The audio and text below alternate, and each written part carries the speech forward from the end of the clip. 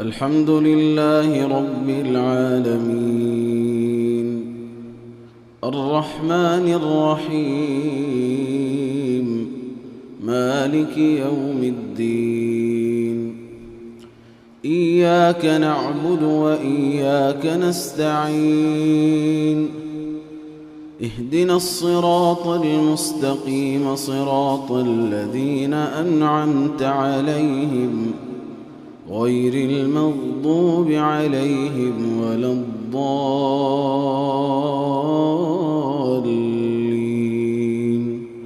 آمين. بسم الله الرحمن الرحيم. ألف لام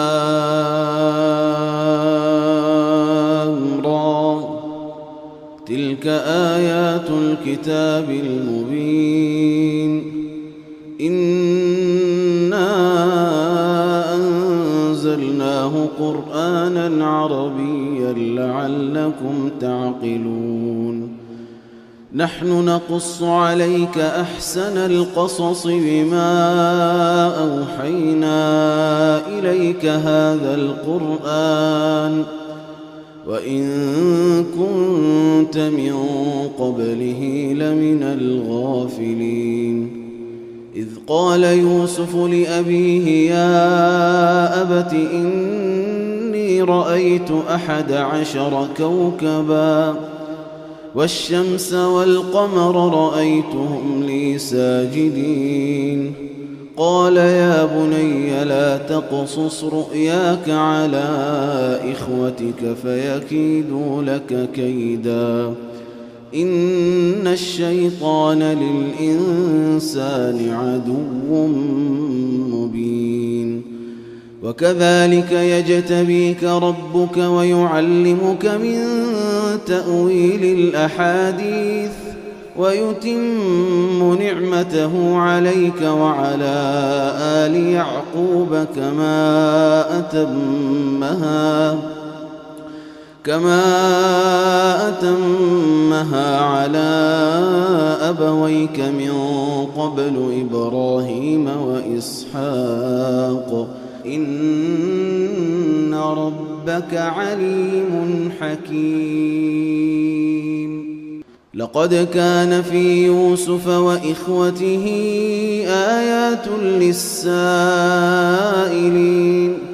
إذ قالوا ليوسف وأخوه أحب إلى أبينا منا ونحن عصبة إن أبانا لفي ضلال مبين. اقتلوا يوسف أو اطرحوه أرضا يخل لكم وجه أبيكم وتكونوا من بعده قوما صالحين. قال قائل منهم لا تقتلوا يوسف وألقوه في غيابة الجب يلتقطه بعض السيارة إن كنتم فاعلين. قالوا يا أبانا ما لك لا تأمنا على يوسف وإنا له لناصحون أرسله معنا غدا يرتع ويلعب وإنا له لحافظون. قال إني ليحزنني أن تذهبوا به وأخاف أن يأكله الذئب وأنتم عنه غافلون. قالوا لئن أكله الذئب ونحن عصبة إنا إذا لخاسرون.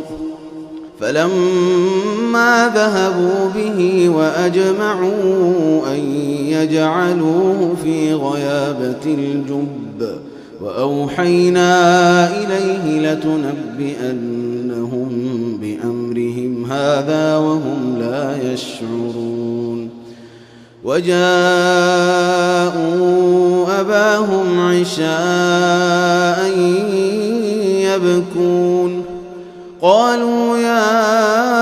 أبانا إنا ذهبنا أبنا نستبق وتركنا يوسف عند متاعنا فأكله الذئب وما أنت بمؤمن لنا ولو كنا صادقين.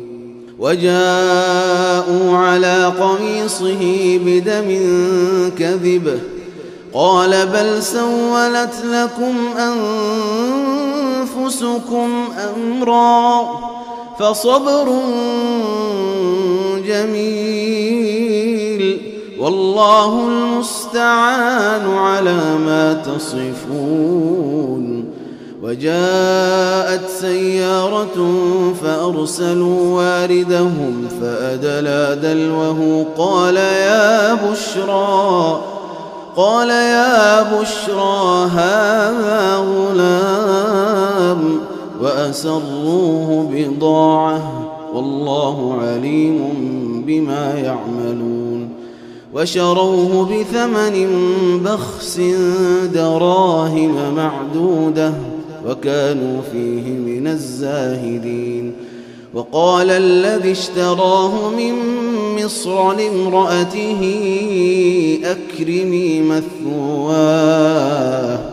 أكرمي مثواه عسى أن ينفعنا أو نتخذه ولدا وكذلك مكنا ليوسف في الأرض ولنعلمه من تأويل الأحاديث والله غالب على أمره ولكن أكثر الناس لا يعلمون. ولما بلغ أشده آتيناه حكما وعلما وكذلك نجزي المحسنين. وراودته التي هو في بيتها عن نفسه وغلقت الأبواب وقالت هيت لك قال معاذ الله إنه ربي أحسن مثواي إنه لا يفلح الظالمون. ولقد همت به وهم بها لولا أن رأى برهان ربه كذلك لنصرف عنه السوء والفحشاء إنه من عبادنا المخلصين. واستبق الباب وقدت قميصه من دبر وألف يا سيدها لدى الباب قالت ما جزاء من أراد بأهلك سوءا إلا أن يسجن أو عذاب أليم.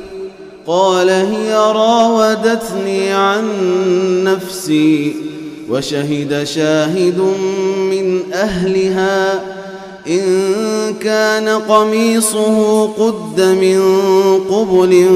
فصدقت وهو من الكاذبين وإن كان قميصه قد من دبر فكذبت وهو من الصادقين. فلما رأى قميصه قد من دبر قال إنه من كيدكن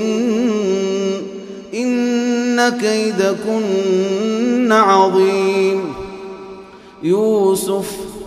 يوسف أعرض عن هذا واستغفري لذنبك إنك كنت من الخاطئين. وقال نسوة في المدينة امرأة العزيز تراود فتاها عن نفسه قد شغفها حبا إنا لنراها في ضلال مبين. فلما سمعت بمكرهن أرسلت إليهن وأعتدت لهن متكأ وآتت كل واحدة منهن سكينا وقالت اخرج عليهن فلما رأينه أكبرنه وقطعن أيديهن وقلن حاش لله ما هذا بشرا إن هذا إلا ملك كريم. قالت فذلكن الذي لمتنني فيه ولقد راودته عن نفسه فاستعصم ولئن لم يفعل ما آمره ليسجنن وليكون من الصاغرين. قال رب السجن أحب إلي مما يدعونني إليه وإلا تصرف عني كيدهن أصب إليهن وأكن من الجاهلين. فاستجاب له ربه فصرف عنه كيدهن إنه هو السميع العليم. ثم بدا لهم من بعد ما رأوا الآيات ليسجننه حتى حين. ودخل معه السجن فتيان قال أحدهما إني أراني أعصر خمرا وقال الآخر إني أراني أحمل فوق رأسي خبزا تأكل الطير منه نبئنا بتأويله إنا نراك من المحسنين. قال لا يأتيكما طعام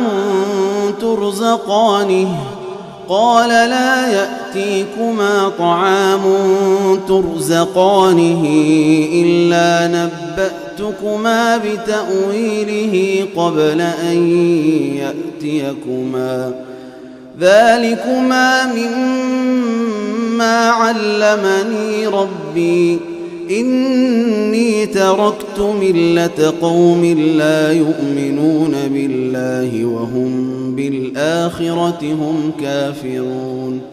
واتبعت ملة آبائي إبراهيم وإسحاق ويعقوب ما كان لنا أن نشرك بالله من شيء ذلك من فضل الله علينا وعلى الناس ولكن أكثر الناس لا يشكرون. يا صاحبي السجن أأرباب متفرقون خير أم الله الواحد القهار. ما تعبدون من دونه إلا أسماء سميتموها أنتم وآباؤكم ما أنزل الله بها من سلطان إن الحكم إلا لله أمر ألا تعبدوا إلا إياه ذلك الدين القيم ولكن أكثر الناس لا يعلمون. يا صاحبي السجن أما أحدكما فيسقي ربه خمرا وأما الآخر فيصلب فتأكل الطير من رأسه قضي الأمر الذي فيه تستفتيان وقال للذي ظن أنه ناج منهما اذكرني عند ربك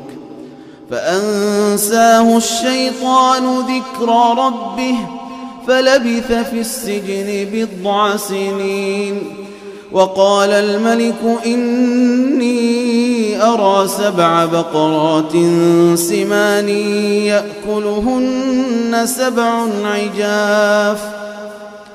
يأكلهن 7 عجاف و7 سنبلات خضر وأخر يابسات يا أيها الملأ أفتوني في رؤياي إن كنتم للرؤيا تعبرون قالوا أضغاث أحلام وما نحن بتأويل الأحلام بعالمين وقال الذي نجا منهما وادكر بعد أمة أنا أنبئكم بتأويله فأرسلون يوسف أيها الصديق أفتنا في 7 بقرات سمان يأكلهن 7 عجاف و7 سنبلات خضر وأخر يابسات لعلي أرجع إلى الناس لعلهم يعلمون يوسف أيها الصديق أفتنا في 7 بقرات سمان يأكلهن 7 عجاف و7 سنبلات خضر وأخر يابسات لعلي أرجع إلى الناس لعلهم يعلمون قال تزرعون 7 سنين دأبا فما حصدتم فذروه في سنبله إلا قليلا مما تأكلون ثم يأتي من بعد ذلك 7 شداد يأكلن ما قدمتم لهن إلا قليلا مما تحصنون ثم يأتي من بعد ذلك عام فيه يغاث الناس وفيه يعصرون وقال الملك ائتوني به فلما جاءه الرسول قال ارجع إلى ربك فاسأله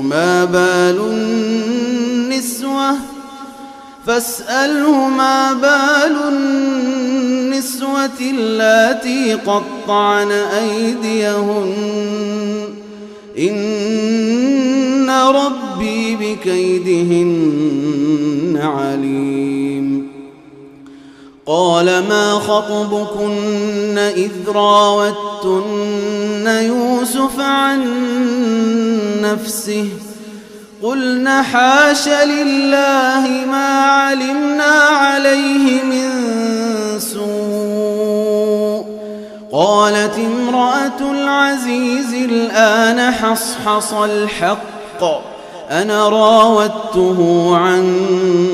نفسه وإنه لمن الصادقين ذلك ليعلم أني لم أخنه بالغيب وأن الله لا يهدي كيد الخائنين وما أبرئ نفسي إن النفس لأمارة بالسوء إلا ما رحم ربي إن ربي غفور رحيم. وقال الملك ائتوني به أستخلصه لنفسي، فلما كلمه قال إنك اليوم لدينا مكين أمين. قال جعلني على خزائن الأرض إني حفيظ عليم. وكذلك مكنا ليوسف في الأرض يتبوأ منها حيث يشاء نصيب برحمتنا من نشاء ولا نضيع أجر المحسنين. ولأجر الآخرة خير للذين آمنوا وكانوا يتقون. وجاء إخوة يوسف فدخلوا عليه فعرفهم وهم له منكرون. ولما جهزهم بجهازهم قال ائتوني بأخ لكم من أبيكم ألا ترون أني أوفي الكيل وأنا خير المنزلين. فإن لم تأتوني به فلا كيل لكم عندي ولا تقربون. قالوا سنراود عنه أباه وإنا لفاعلون. وقال لفتيانه جعلوا بضاعتهم في رحالهم لعلهم يعرفونها إذا انقلبوا إلى أهلهم لعلهم يرجعون. فلما رجعوا إلى أبيهم قالوا يا أبانا منع منا الكيل فأرسل معنا أخانا نكتل وإنا له لحافظون. قال هل آمنكم عليه إلا كما أمنتكم على أخيه من قبل فالله خير حافظا وهو أرحم الراحمين.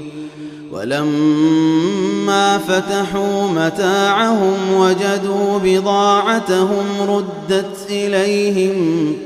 قالوا يا أبانا ما نبغي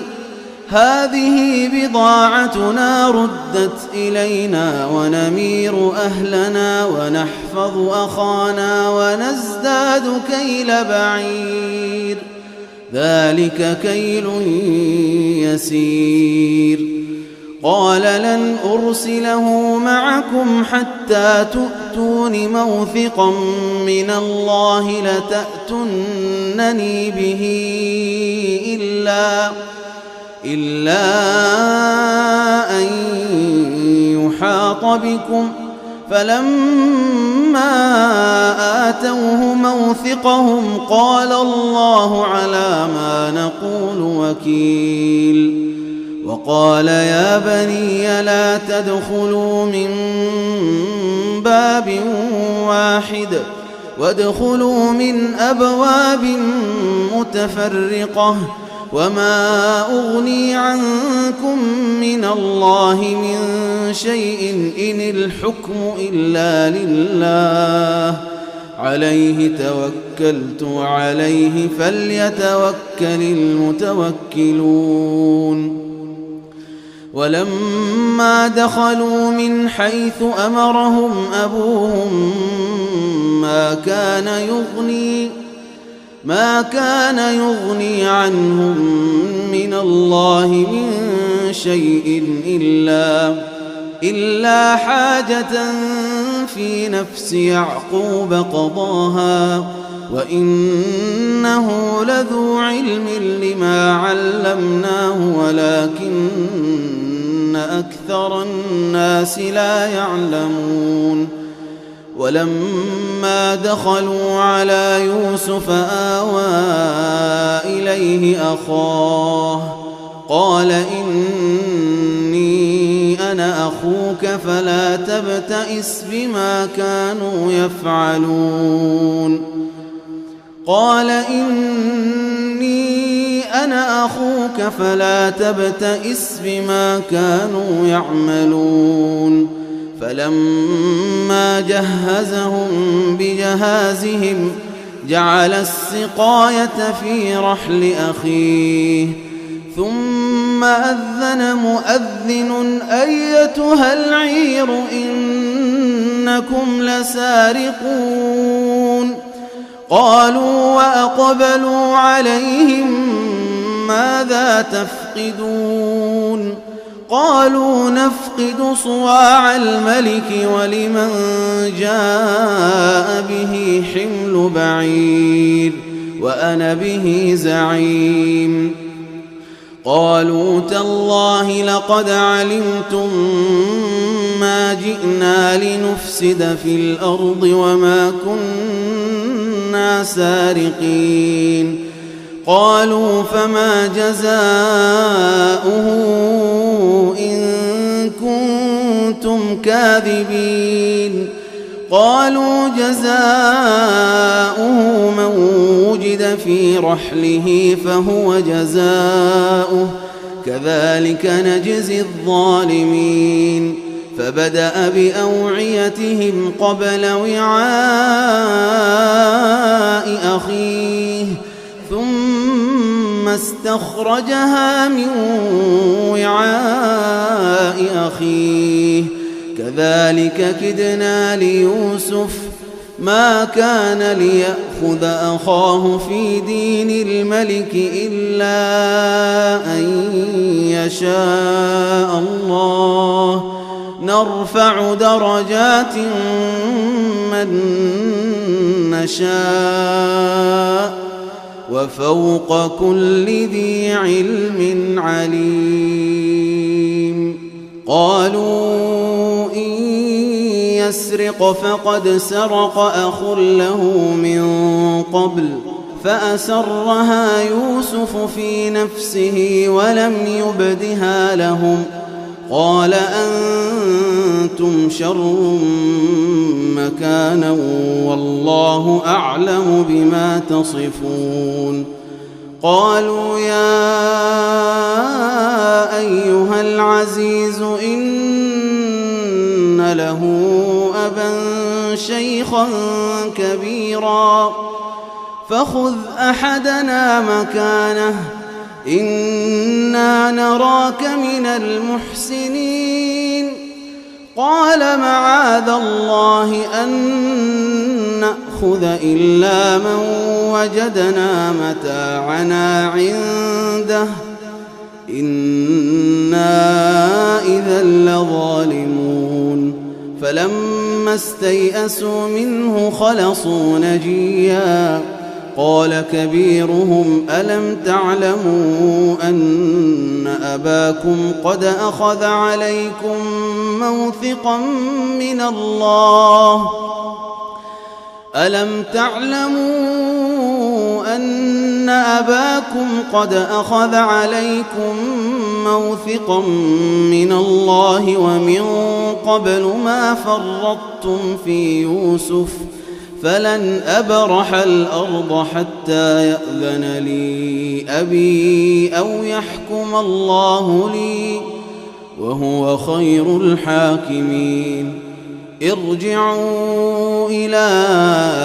أبيكم فقولوا يا أبانا إن ابنك سرق وما شهدنا إلا بما علمنا وما كنا للغيب حافظين واسأل القرية التي كنا فيها والعير التي أقبلنا فيها وإنا لصادقون قال بل سولت لكم أنفسكم أمرا فصبر جميل عسى الله أن يأتيني بهم جميعا إنه هو العليم الحكيم وتولى عنهم وقال يا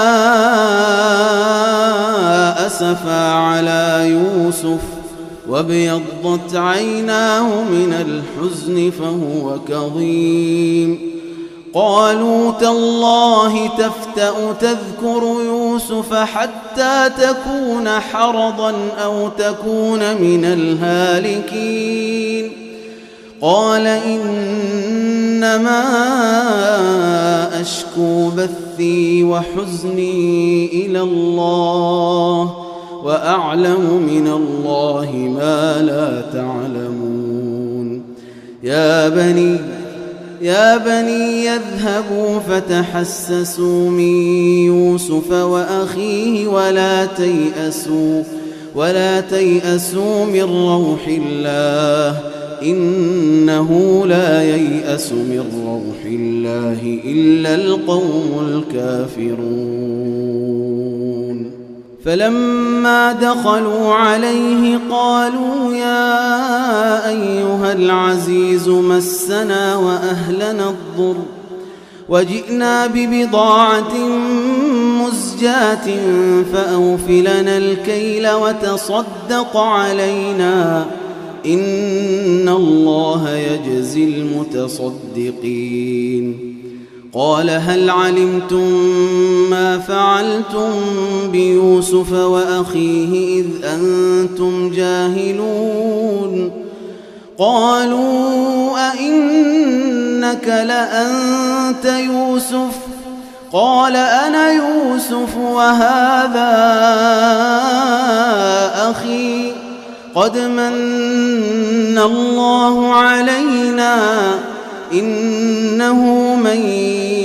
يتق ويصبر فإن الله لا يضيع أجر المحسنين قالوا تالله لقد آثرك الله علينا وإن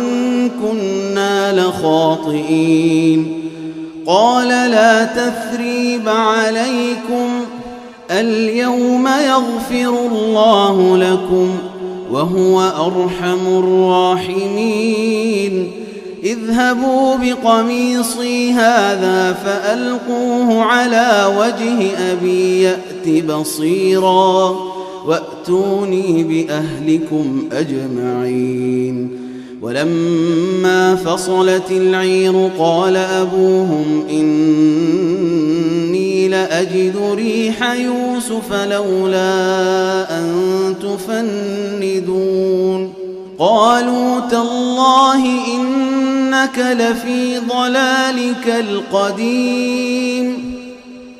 فلما أن جاء البشير ألقاه على وجهه فارتد بصيرا قال ألم أقل لكم إني أعلم من الله ما لا تعلمون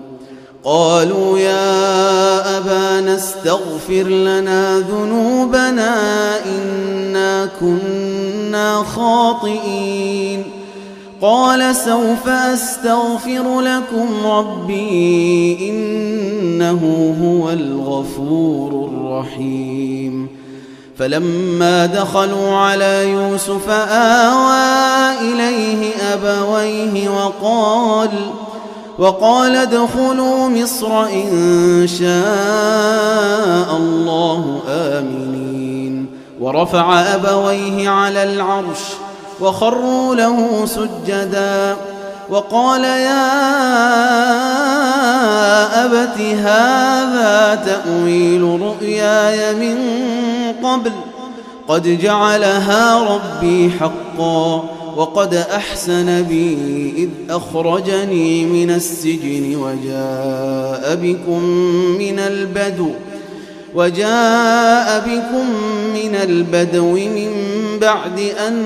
نزغ الشيطان بيني وبين إخوتي إن ربي لطيف لما يشاء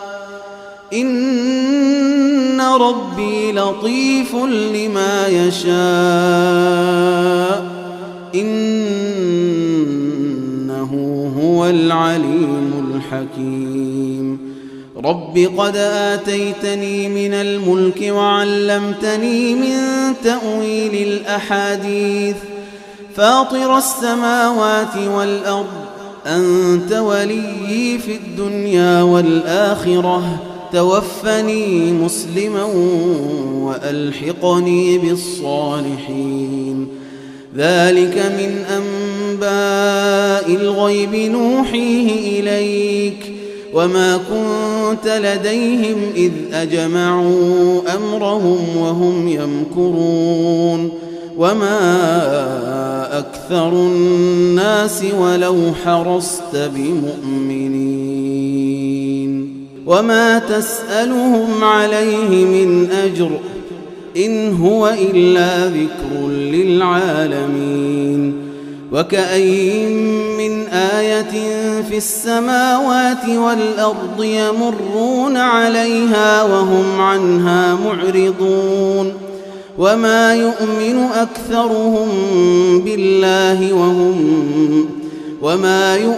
أكثرهم بالله إلا وهم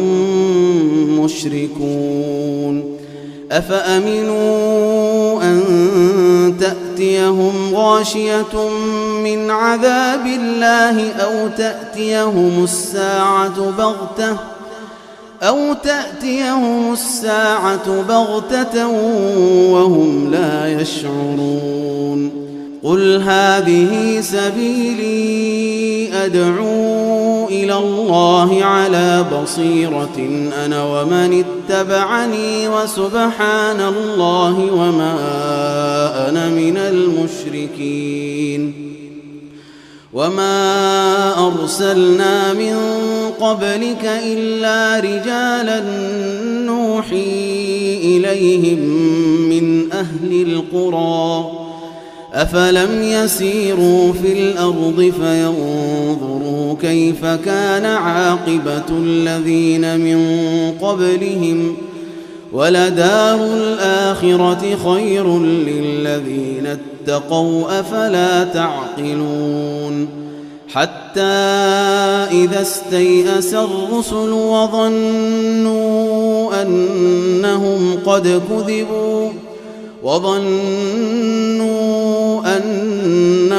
قد كذبوا جاءهم نصرنا فنجي من نشاء ولا يرد بأسنا عن القوم المجرمين لقد كان في قصصهم عبرة لأولي الألباب ما كان حديثا يفترى ولكن تصديق الذي بين يديه وتفصيل كل شيء وهدى ورحمة لقوم يؤمنون